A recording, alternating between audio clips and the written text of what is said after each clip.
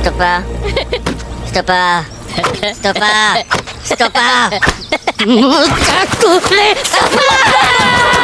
Hello guys, how are you doing? I hope you're doing well. Welcome to another special video. Today I want to talk about the fullbacks, the attacking fullbacks. Why are they so important in our game plan? Why are they so good? And why you need them in your team, right? As you can see, I have two attacking fullbacks, but Zanetti can be turned into a defensive much more fullback, but we're talking about attacking fullback. So this is a Marcelo stats, isn't it? Matches played over 500, 125 assists.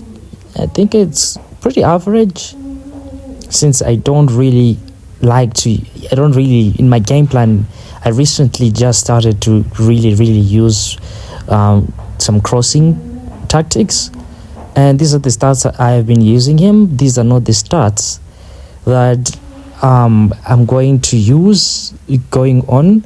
I'm going to change his stats to see how he will perform with new stats, I think with more speed. Then if you have to P the likes of Baude, if you had purchased the Hansi Flick pack, the Barcelona pack in the last season, which had a bunch of players, one or two players there are still usable in the current meta and the current eFootball 2026. They might later on even move on to eFootball 27. Baude there is very pacey. Then Zanetti, not really usable as a defensive fullback. I feel like he lacks that, that short-term skill of edge crossing, which he doesn't have, so his crossing won't be that effective. But in terms of defending, in terms of starting off attacks, he's very good, and he's very pacey. And as you can see, these are his defensive stats. I use him much more as a defensive fullback, so we will change that and try to make him an offensive fullback on the left side there. You'll be a very good backup, and use someone on the right. Although I wish I had a very proper defensive fullback, but we have only one Bissaka highlight card. So I'm going to show you why fullbacks are so important. The attacking fullbacks, offensive fullbacks, or attacking fullbacks. I'm going to show you one top player, division player, rank 7. His highest is 7. Huda. You can check out his game plan. As you can see his team, you might see defensive, destroyer, build up, and offensive player, which is Roberto Carlos. He's very pacey, 100 plus speed, and you might look at the right center forward, which is Gullit. The plan is very simple.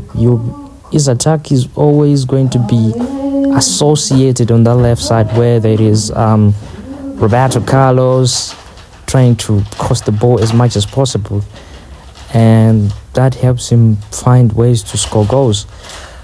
On the bench, he has Philip Lime, who is much more of a Zanetti type of player. He can defend, he can attack, he can do everything.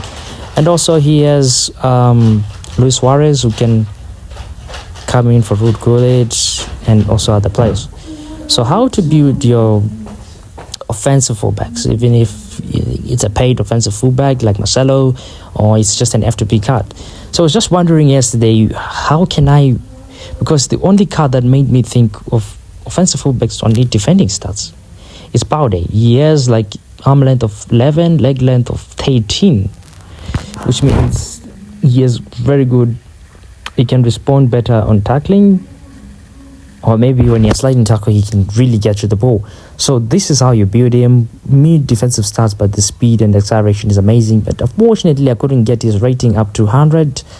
He will drop to 99. He's originally a 1-on-1 player on auto. Single booster, don't worry about that other booster. So this is how you build your Alexander Baude. Zanetti, this is the actual build I've put for him. His leg length is amazing, like 11. He still remains with a lot of good defensive stats, isn't it? Like average. This is really pacey. He's going to be dangerous going forward.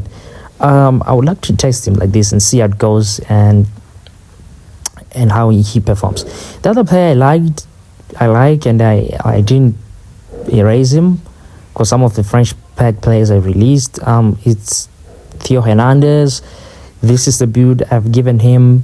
101 speed, acceleration 91. To get the physique is 83. He's going to be really physical. Great passing. Ball treatments are better, more than Zanetti. But this is how you build your players. So I'm just from this perspective of the game, I think you need to use the players the way they are supposed to be used, which is maximizing their strengths, which is attacking. So if you try to like make an offensive player, like offensive fullback, into a defensive type of player, most of them, they don't perform. There's a reason for that, because they're not built, that the play style and the styles are not built for defending, they're built for attacking. So they bring that extra flank, that extra width on that left side or right side to help you defend as much as possible, to attack as much as possible. And if they have edge crossing, that's a plus. Now Marcelo, this is possibly the new build I'm going to give him. Not the one you saw when I was showing you my game plan. You reduce defensive stats and physical attributes. Try to get his speed on 100. Try to get his speed on 100, which means we have to butcher a little bit of floor pass. The problem, I can't touch his ball treatments because he has that momentum dribbling. I think I can reduce a bit of acceleration there. The balance still has 90 and a little bit of ball treatments again. Maybe, or you can reduce, I think you can reduce either ball treatments or the passing, but the passing is more associated with edge crossing. So 88 low pass and lofted pass, 88 is quite decent. I think I would take that. And kicking power 99, this will put him on the powers of great legends like Roberto Carlos, Cafu, Philip Lime, and let's see how Marcelo performed like this. So this is how you build your so-called attacking or offensive fullbacks. I hope this is helpful. I'm going to be dropping more videos. Please like and subscribe. I'll see you in the next video.